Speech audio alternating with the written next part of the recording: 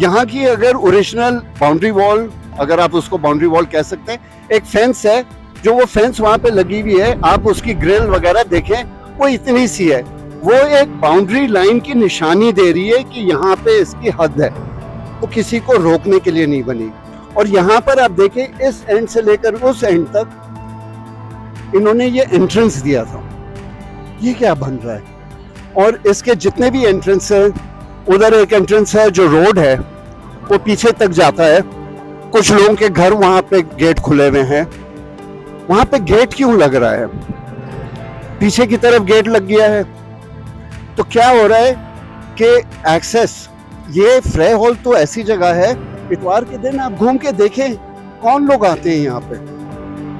देखें, जो बहुत अमीर आदमी है उसके तो घर में पार्क है, वो दुनिया भर के पार्क्स में जाता है। इस तरह के जो ओपन पार्क्स हैं उसमें तो आम आदमी आता है।